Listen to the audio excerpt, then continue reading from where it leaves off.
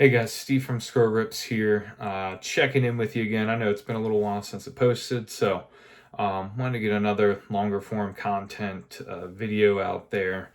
Um, for a while, we've kind of been moving stuff around, so you may notice it's a little different backdrop currently, and that's still in development, but we've kind of changed our streaming setup and all that, so um, that's kind of been what's taken me away from making some content here. But um I'm back here talking again about PSA.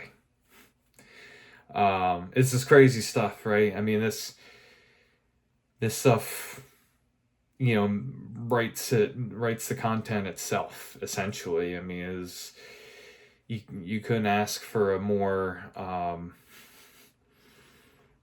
productive content generator than all the different things that PSA's got going on the last several months. I mean, what, probably about, I guess, back roughly the last 5 or 6 months. We've talked about before about the scamming type and conflict of interest of regrading, and now that they're buying, they bought Beckett and all that kind of stuff. And so now we've got a situation that I was made aware of through Pokemon's post and on YouTube and Opossum Bud's video. So, most of this information I'm getting from that. So just be upfront about that. You should also check out his video on it. Probably cover it in better detail. He has a lot of the more specifics at hand. But it's just crazy. So we'll go right into it. Somebody had submitted a very rare Deoxys. I think it was a Japanese movie promo card. And they were submitting it back to PSA to get it reholdered, right? Already been graded, Gem 10, PSA. They just wanted to get it reholdered. Well, big mistake, because PSA ends up damaging the card in the process of attempting to reholder it, which, okay, you're supposed to be the standard of grading, the standard of card grading, and you're damaging cards here.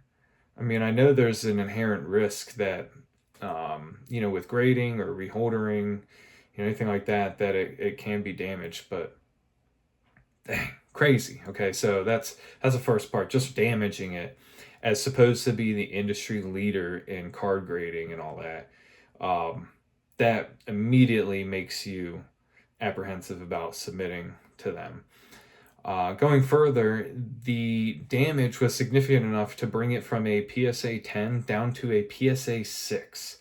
So they reassessed it after the damage, and apparently they got like their top grader to verify the new condition, the new condition, and it's all the way down to a 6. That's crazy. Okay, so this card is worth tens of thousands of dollars in a 10, and you damaged it down to a 6. So not only is this person not going to get the card back in the original condition, they're getting it back in a much worse condition. Okay, then it gets furthered by the fact that PSA is then going to compensate them. Okay, cool, great. You're actually willing to compensate them. Awesome. Last sold on eBay was for $45,000 in a PSA 10 of that card, because it's a promo. It's hard to grade a 10. I believe the type of card it is one of those where like you can actually like rotate it or change the position and the image changes. It's like 3 different images of Deoxys or something. Sounds really cool. Probably incredibly difficult to grade. And then on top of it, get an actual 10. So super valuable there. Last sold on eBay, verified sale, 45,000. So PSA decides, okay, Based on our research and the data we've pulled, we're going to compensate you at the market value of the 10, which would be $20,000. I'm sorry, what? For real? You're just going to try and ignore that there's a recent sale comp. I mean, we're talking a very recent sale. Like this happened back in February, the recent sale for $45,000. And they're going to be like, I will only give you 20K. Dude, you guys damaged the card. And then on top of that, you're only going to be willing to compensate them for half the value of the card. That's absolutely insane. From the industry standard, what's supposed to be the best of the best of card grading, this is what we're going to get. This is the customer service. So that apparently was the message that was provided, I think, by like their head of essentially customer support or whatever. And they're trying to pinpoint that's based on, you know, multiple sales and that sort of thing. And one single sale, meaning the $45,000 sale that was cited in response to their offer, was essentially denied because they're saying that only one sale doesn't make that the market price. However, I mean, last sold is what drives that's what drives market price. It'd be one thing if it was super old sale and then the market had cooled off on it and dropped down, and then the most recent average sale is down to 20,000. There's a $45,000 most recent sale, and here's the kicker, is that was sold from PSA. It was sold from the PSA vault. Like PSA has direct knowledge of that sale. And from what it looks like, from what I saw on Opossum Bub's videos, is that it was actually listed up like under PSA's name on eBay and being sold from their vault. And you're going to try and say, so you make a sale and benefit of it being a $45,000 card, and then you're going to come back and try to say that this person's that you damaged it's not worth that much. And the only reason why you're saying that is because it's not benefiting you here, it's hurting you. You benefit from the sale of $45,000, and then because you damage a card that would then be valued at that and you need to compensate them, you're all of a sudden backing away from that. Like, give me a break. Give me a break. Like, you would totally comp that as a $45,000 card because of that sale if somebody were to come, you know, and you were to list it again or something, you know what I mean? So it only benefits it. It's only worth that much if it benefits you. But because you guys royally screwed up and you need to compensate this submitter for your mistake, your error, you guys damaged it. Like he will not have that 10 anymore. And then now essentially the sale of the card that you had in your possession being 45,000, with your offer of 20,000, he would not be able to replace that card. Chances are there's got to be at least some more sentimental value to it as well, because he wanted to get it reholdered, and it's a $45,000 card now.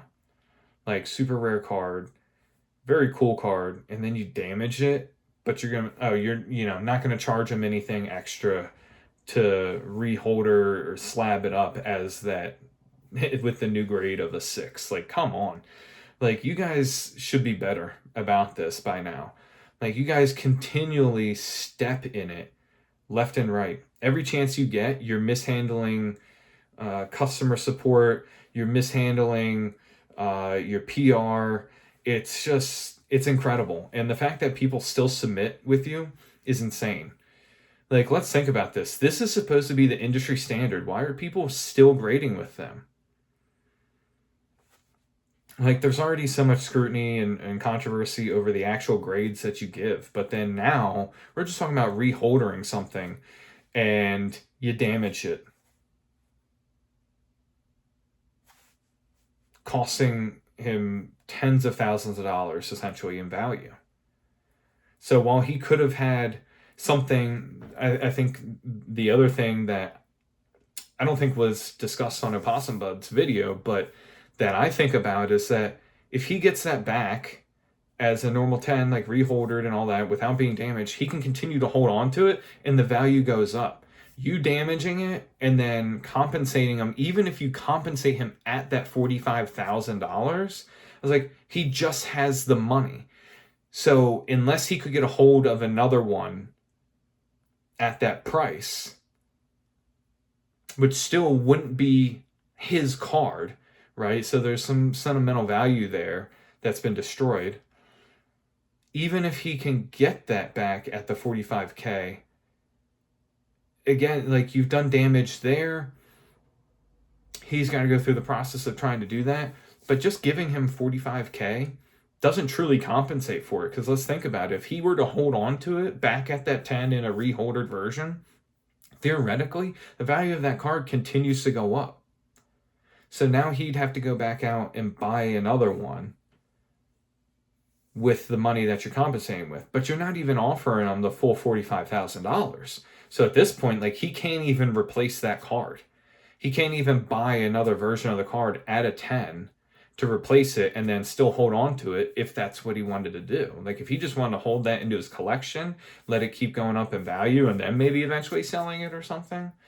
But if you were intending to make money on that at any point with a future sale, you've destroyed that. So, I mean, it's just like, they think they can get off with this. And it's so brazen that they would make these offers, and with as much of they've been in the collector community, you know, I guess sort of like tabloids or whatever, as far as all the shady stuff that they've been doing. And they continue to do this. They're continuing to act like that as if they don't know that this stuff is going to be made public.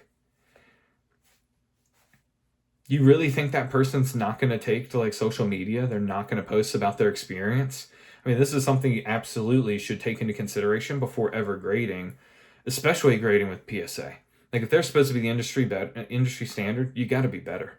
Got to be better. You got to set the tone for how things should be done, not what's easiest for you guys and what's more beneficial financially at a particular time, because you guys are just raking in the money with everything else in terms of upcharging for grades and all these kind of things and all these other kind of backdoor shady things that you're doing. Like, you're making money hand over fist. You guys can't keep up with demand in the first place, yet you're supposed to be the standard.